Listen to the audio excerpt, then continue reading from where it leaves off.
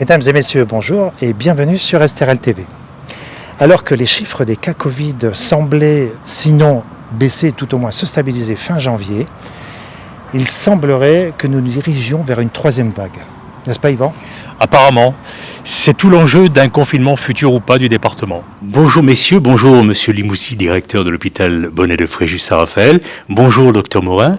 Alors nous étions vus, c'était le 10 novembre dernier, ici même à l'hôpital Bonnet. Que s'est-il passé depuis ce dernier entretien au niveau de la crise sanitaire ? La deuxième vague, on a continué à surfer malheureusement dessus, c'est-à-dire qu'on n'a pas eu l'impression de sortir cette deuxième vague. La pression a continué à être importante et je dirais même à augmenter. Et ces derniers jours, elle a été encore plus importante avec l'arrivée des variants qui a complètement, je dirais, augmenté la pression hospitalière qui est très forte aujourd'hui, qui fait que, on a l'impression quelquefois de ne pas être sorti de la deuxième vague avec d'autres fois, si on reprend ce qu'a dit notre Premier ministre, on est dans une troisième vague, surtout par le fait qu'il y a des variants. Quel qu'il soit, et surtout, on est à peu près maintenant 80-90% des bilans qui reviennent sur des variants anglais, plus virulents, qui fait qu'on a été, et qu'on est toujours très très fortement impacté, j'ai envie de dire, aux deux niveaux, tant dans la prise en charge des patients que sur nos personnels. Ce qui fait que la situation est très tendue, et je crois que le mot même tendu est faible aujourd'hui. C'est une tendance, assez constante depuis qu'on s'était vu en fait. Il s'est allé un peu, comme le disait monsieur Limousier, crescendo, avec une deuxième vague, enfin une troisième vague qui est un continuum de la deuxième vague en fait. Parce que c'est un petit peu baissé avec le confinement en novembre, mais on est retombé à 44 maximum, sans compter les SSR, ça faisait 57 au total, 56. Et alors que la première vague, on n'était pas monté au-delà de 30 patients Covid quand même, au plus fort. Et là, on tourne encore ces derniers jours, on était à plus de 60 régulièrement, avec des évacuations. Donc on n'a pas l'impression on a eu un petit effet, il y a eu un plateau pendant novembre, et on a eu un gros pic à 70, c'était le 12 janvier 2021.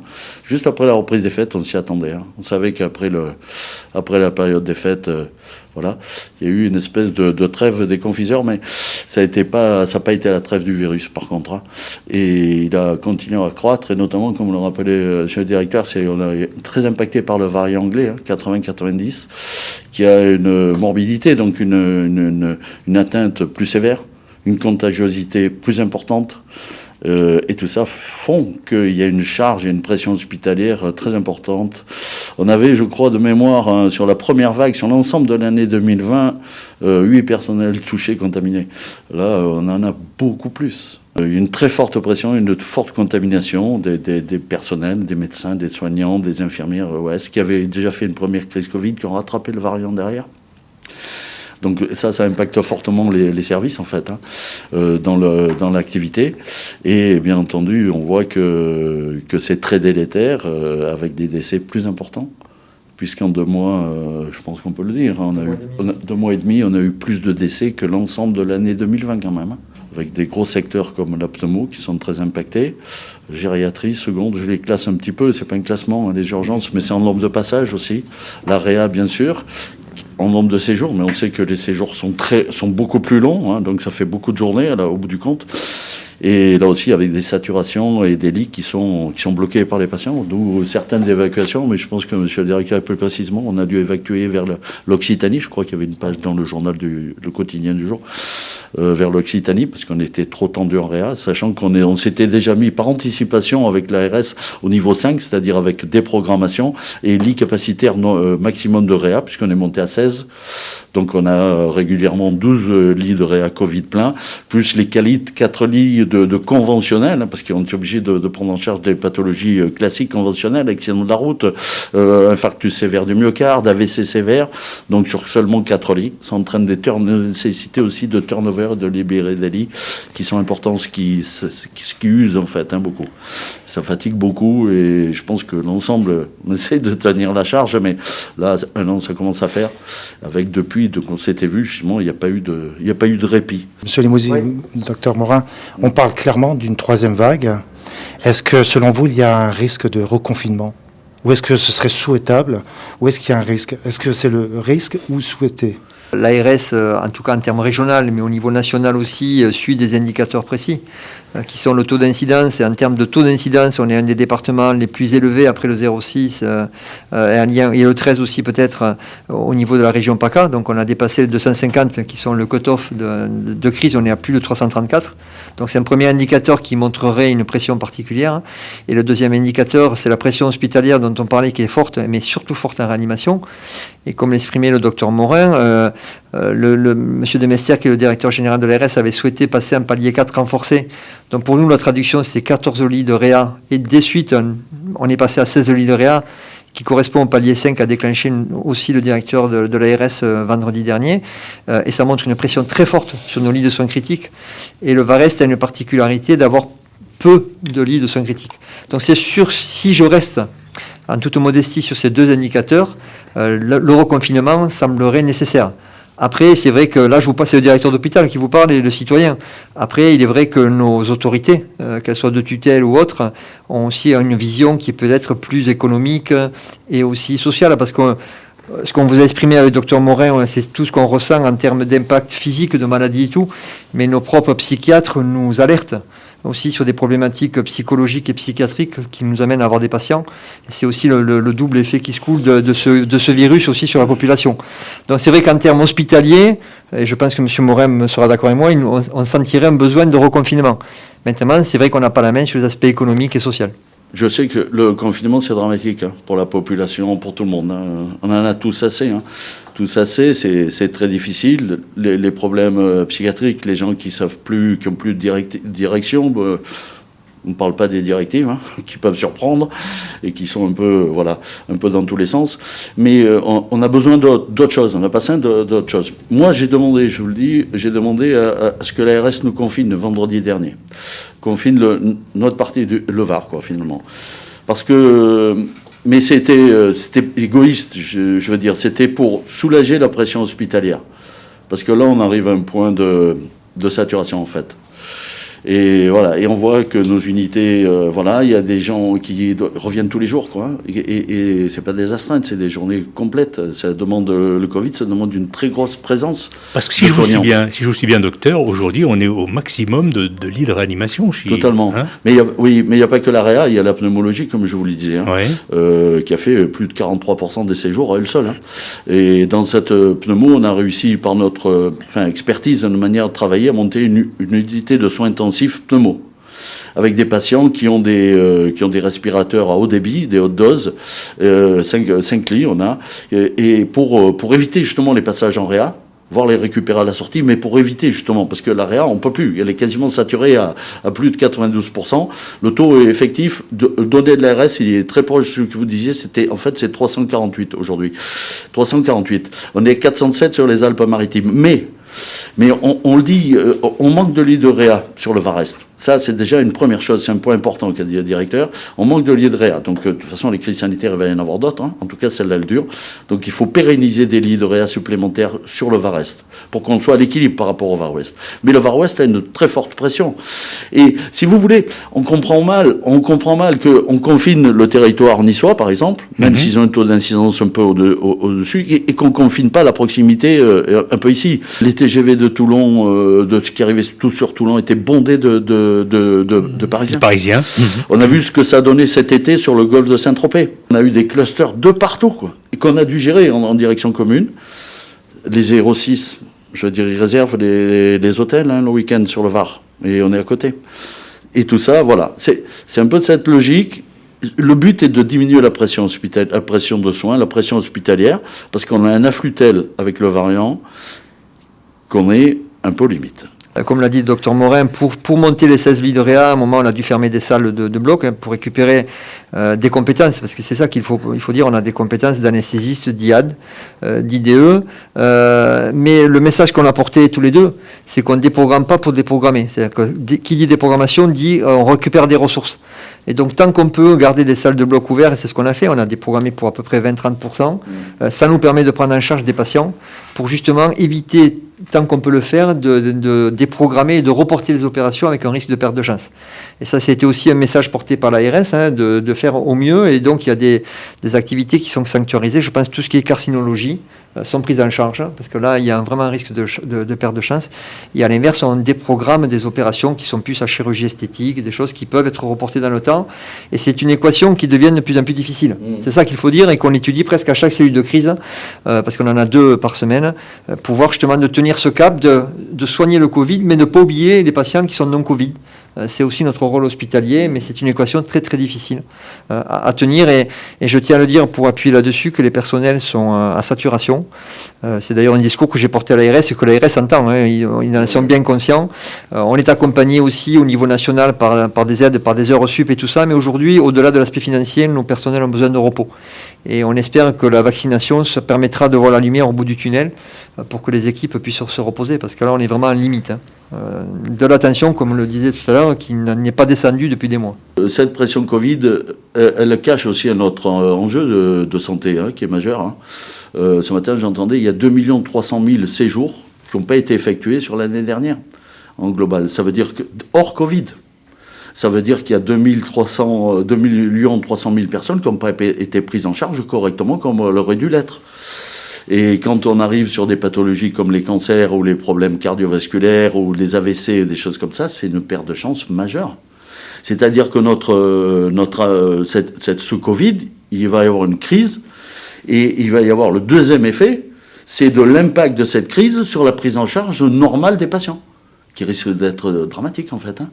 Donc on a évoqué la solution du reconfinement, mais on évoque aussi peut-être la baguette magique, l'arme fatale pour la Covid, qui est la vaccination de masse.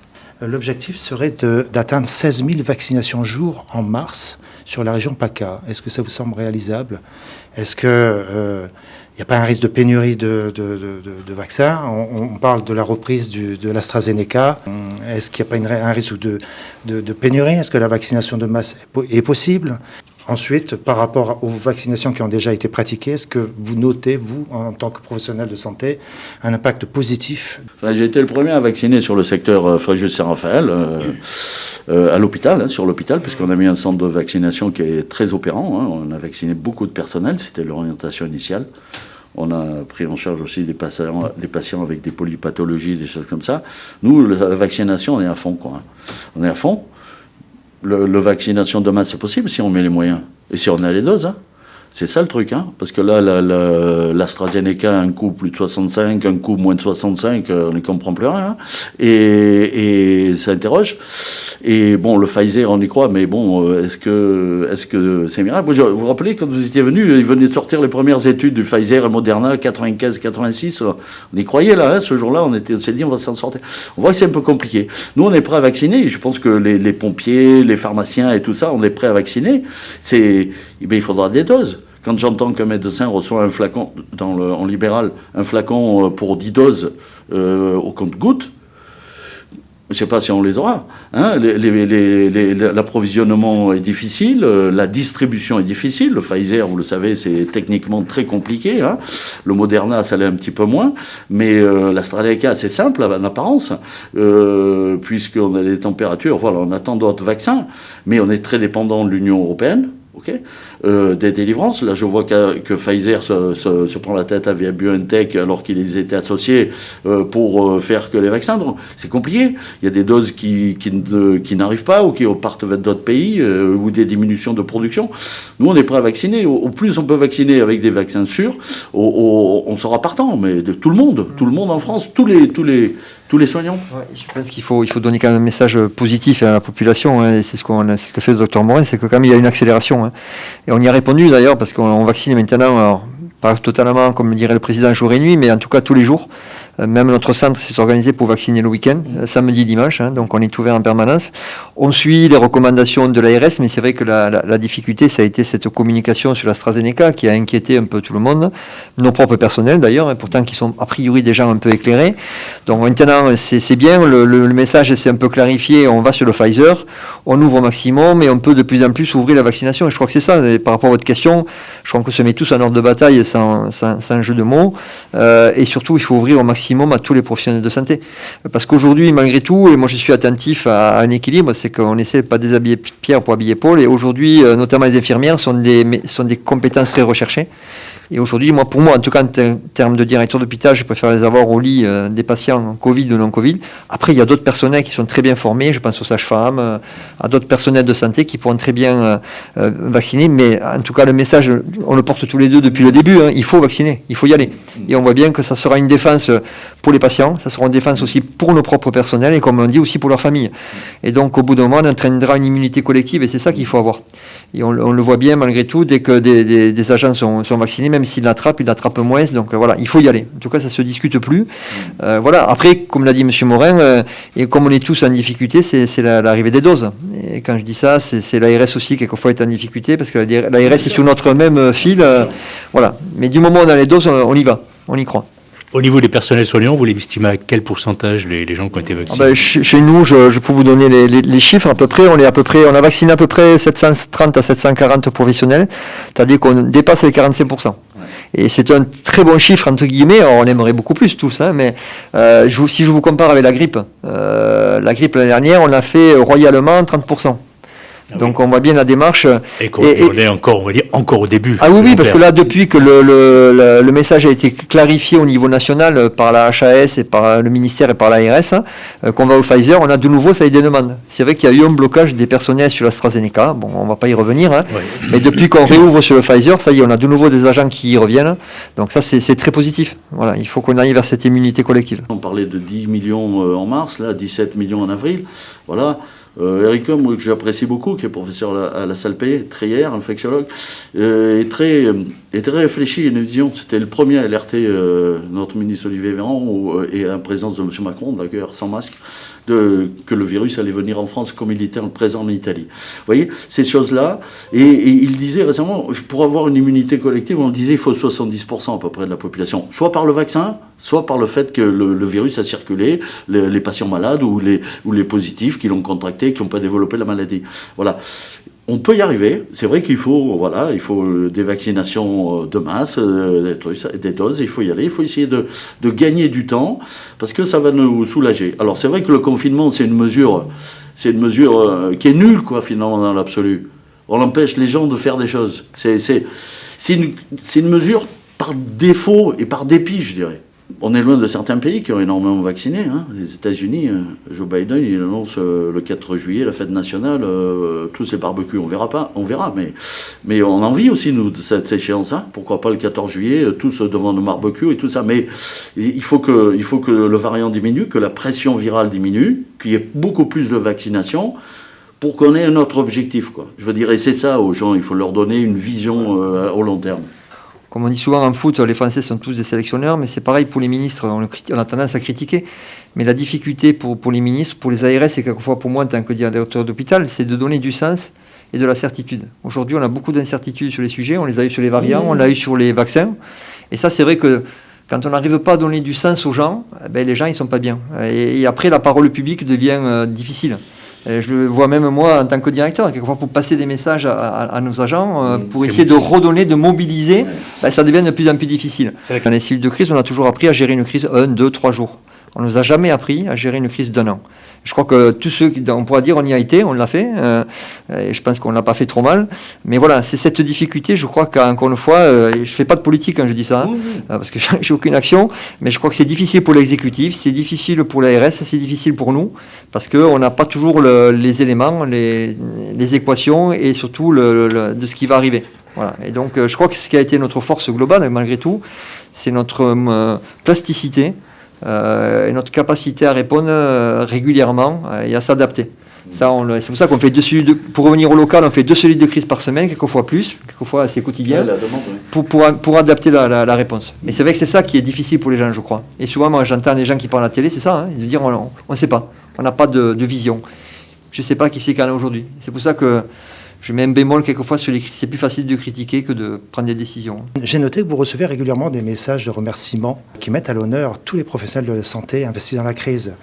J'ai noté juste un témoignage d'une dame qui s'appelle Liliane, qui est dans son 25e jour de Covid ici à l'hôpital et qui passe en revue tous les professionnels de santé, à commencer par les pompiers, les sapeurs-pompiers qui l'ont convoyé jusqu'à l'hôpital.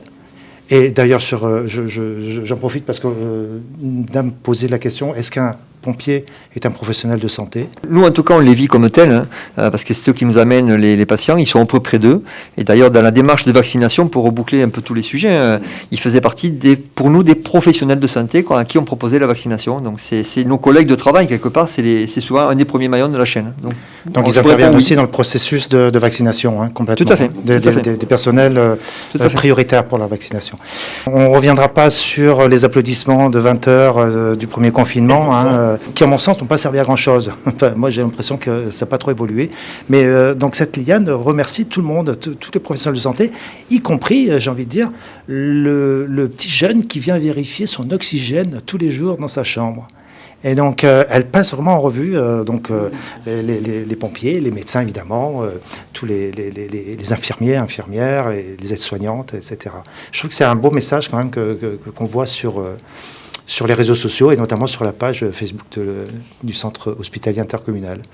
Non, mais c'est... Voilà, j'allais dire... Les échelons de la chaîne sont importants et parfois le plus simple, je veux dire un patient qui est dans son lit sous une pression positive d'oxygène, qui lutte pour sa vie, le fait de passer dans la chambre, de faire un petit sourire, un petit soin, de remettre les draps ou de faire une petite blague, eh ben, ça change, ça améliore le résultat parfois plus que les thérapeutiques.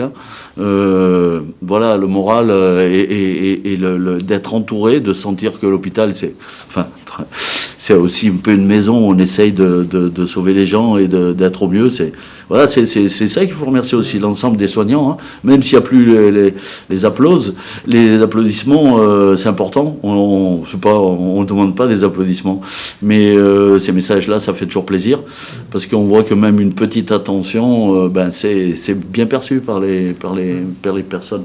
Je crois que le Covid nous a amené à une forme, je dis bien de paradoxe, c'est-à-dire qu'on a beaucoup techniqué ces patients, que ce soit en réanimation ou dans les services de médecine avec ce qu'on a appelé l'optiflow, l'oxygénothérapie à haut débit, et en même temps nous a ramené à ce qui doit être l'hôpital aussi, ça a plus d'humains. Et on met de plus en plus de personnel, parce que c'est souvent des cas lourds, auprès d'eux, et c'est ça qui renvoie et on s'aperçoit dont ils ont besoin, c'est du contact humain, de la présence. Donc c'est quelque part aussi un peu rassurant de revenir à cet aspect-là du H de l'hôpital, l'aspect humain des choses. Donc on va rester sur une note positive. Déjà, on va rappeler aux personnes, aux citoyens qui sont atteints de pathologies qu'ils peuvent toujours venir se faire soigner à l'hôpital. Ça, c'est très important. La Covid n'a pas tout stoppé, le processus. Il y a toujours les services de gériatrie, d'oncologie, ORL, etc., etc. Tous les services classiques de l'hôpital fonctionnent. Nous n'avons fermé aucun service, je tiens à le préciser. Je dirais que cette crise, comme toujours, on dit souvent dans la nature, tout ce qui ne nous tue pas nous rend plus forts. Et je crois que cette crise nous a rendu plus forts à l'hôpital. C'est-à-dire qu'on fait aujourd'hui des choses qu'on n'aurait pas fait à la première vague. La première, pour faire moins que ce qu'on fait aujourd'hui, on avait dû fermer des services. Là, on n'en a fermé aucun. Et moi aussi, je voudrais rendre hommage au personnel. Et ce que je vais dire, c'est pas de la flagornerie, parce que je leur ai dit, je leur ai écrit. Moi, je suis très fier, et je sais que nous sommes très fiers, Monsieur Morin et moi, de ces personnels qui donnent le meilleur d'eux-mêmes, qui quelquefois reviennent sur leur jour de congé et sont, je dirais, en grosse pression. Donc, on est très fiers de ce qui est fait ici, avec les compétences, l'engagement de chacun, et je dis bien de chacun. C'est parce que c'est vrai qu'on parle beaucoup des soignants, mais je crois que je vous l'avais déjà dit quand on s'était vu, le soignant il est au bout de la chaîne, mais derrière il y a des services techniques, il y a des services de restauration, il y a des administratifs, et tous ces gens-là, les 1600 personnels de cet hôpital, concourent à la bonne prise en charge des patients Covid, et je ne voulais surtout pas oublier les patients non Covid. On les prend tous, et s'il y avait vraiment une question en ce sens, j'en souris sous mon masque, permettez-moi, l'hôpital reste ouvert, et grandement ouvert, et là aussi les services d'urgence sont toujours là, présents, ils font aussi un travail de grande qualité. Allez, nous sommes à présent dans le service gériatrique de l'hôpital Bonnet de Fréjus-Saint-Raphaël avec Karine Pinelli, qui est médecin de ce service Covid et non Covid, et qui va être, je crois, bientôt chef de service. Bonsoir Karine. Bonsoir. Alors, vous me disiez tout à l'heure en off que depuis un an, il s'en est passé des choses. Oui, tout à fait. Donc là, effectivement, je suis responsable de l'unité gériatrique, aussi bien patients Covid et non Covid. Et alors, il s'en est passé, oui, vous êtes sans savoir, effectivement, la crise sanitaire qui dure, qui ne fait que trop durer. Et puis, nous avons aussi augmenté notre capacité de lit, c'est-à-dire que depuis janvier dernier, donc il y a 3 mois, nous avons augmenté nettement nos lits non Covid gériatriques, en passant de 30 logiquement à 60 lits de gériatrie non Covid, mais avec la crise sanitaire, nous avons dû nous adapter et passer à 40 lits gériatriques non Covid, et puis une unité de 20 lits Covid gériatriques. Nous avons dû donc changer. C'était déjà acté avant la crise Covid, juste avant la crise Covid, en février 2020, où il avait été acté d'augmenter notre capacité, parce que la population gériatrique dans le sud de la France, et principalement dans le Var, vous connaissez, donc est importante. Nous avions des patients hébergés avec une prise en charge qui était pas forcément la meilleure, donc nous voulions améliorer cette prise en charge. Et ce que nous avons pu faire donc avec une ouverture le 11 janvier, mais 2021, et avec en plein milieu de crise Covid. Donc nous avons eu 2 équipes entières, infirmières, aides-soignants, à s'organiser sur le Covid, sur le non-Covid, à devoir depuis deuxième vague, même première vague, deuxième vague, ouvrir des lits gériatriques Covid. Premier étage en chirurgie, deuxième étage également dans un autre service de chirurgie. Là, on a des patients également qui sont avec un service entier gériatrique de 10 lits dans les lits qui étaient avant du court séjour à côté des urgences, donc un séjour unité de courte durée. Donc tout ça, ça demande beaucoup de réorganisation, des réunions régulières avec l'ensemble de la communauté médicale, paramédicale, la nécessité pour tous, infirmiers, aides-soignants, agents, médecins et direction, de devoir nous organiser sans cesse, de nous adapter sans cesse pour pouvoir apporter la meilleure prise en charge pour nos patients fragiles de surcroît. On va parler des personnels soignants, mais évidemment, vous venez de le mentionner, les techniciens, les aides-soignants, les infirmières. Est-ce qu'ils adhèrent vraiment profondément, comme ça, du jour au lendemain, à tout changer ? Alors, est-ce qu'on leur donne le choix ? Voilà. Très bonne réponse. Donc là, on est plutôt, on va dire, on est dans passif, on est plutôt dans devoir supporter la crise, devoir apporter une solution pour les patients qui arrivent sans cesse. On ne peut pas fermer l'hôpital, donc on est obligé de nous réorganiser, donc d'apporter des solutions. Il y a des patients qui arrivent aux urgences, ils ne doivent pas rester aux urgences avec un risque de contamination liée à la Covid, entre autres, ou une prise en charge qui est inadaptée pour des patients, chez nous en gériatrie, fragiles, qui restent longtemps sur des brancards. Donc nous ne voulons pas ça, et nous voulons effectivement un turnover important, que ce soit au sein du service gériatrique non Covid comme ici, où vous êtes. Donc nous avons énormément de sorties tous les jours, toutes les semaines. Donc nous demandons énormément à nos équipes, qui sont vraiment extrêmement motivées, qui sont toujours aussi dynamiques, volontaires, mais qui fatiguent énormément depuis 1 an, parce qu'on n'en voit pas le bout, parce qu'on ne sait pas, on ne peut pas leur dire ça sera terminé, on met un bon coup pendant 15 jours, on va continuer à bien travailler et après on n'en parlera plus. Non, on ne peut pas se dire ça. Il y a eu au premier confinement les applaudissements de 20 heures. Aujourd'hui, moi j'aimerais bien que ça réapparaisse. Qu'en pensez-vous ? Alors les applaudissements, je ne pense pas que ce soit très très utile, parce que des applaudissements ne sont pas suivis de faits. Aussi bien. C'est des actes gouvernementaux que vous demandez, voilà, là, clairement. Des actes gouvernementaux pour une prise en considération du travail réel qui est fourni dans tous les hôpitaux, dans tous les services, tout ce qu'on peut mettre en place. Le manque de personnel, le personnel qui a été aux premières lignes, qui a été malade énormément. Un manque de vaccins depuis le début 2021, où les soignants devaient être en priorité également vaccinés, avec des soucis entre les premiers vaccins qui étaient pour les soignants, après maintenant on change pour un deuxième vaccin maintenant en place pour les soignants. Pareil pour la réorganisation au sujet des masques l'année dernière. Pareil pour les tests aussi qui ont changé. Nous n'avions pas assez de tests. Nous travaillons dans une insécurité constante, en fait, aussi bien moralement et puis physiquement, parce que des confrères, des collègues, des équipes entières ont été malades en même temps. Et ça, on en parle, je pense, pas assez, mais on doit pallier. Ça veut dire travailler avec moins de moyens, avec des patients toujours en nombre de plus en plus important et avec une prise en charge qui doit être constante. On doit toujours être au service des patients et leur apporter ce qu'il y a de mieux. Pour vous, aujourd'hui, un troisième confinement serait une bonne chose sur le département du Var? Alors ça dépend ce qu'on appelle confinement. On va dire. Si on appelle confinement ce qui a été mis en place là actuellement, on n'appelle pas ça un confinement, nous, médecins, réanimateurs, équipe paramédicale. Il faudrait un vrai confinement comme il y a eu il y a un an, donc, mars qui a 2020. effectivement amélioré nettement la prise en charge et puis le nombre de patients en réanimation, puisque c'est ça aussi qui bloque énormément et à chaque fois.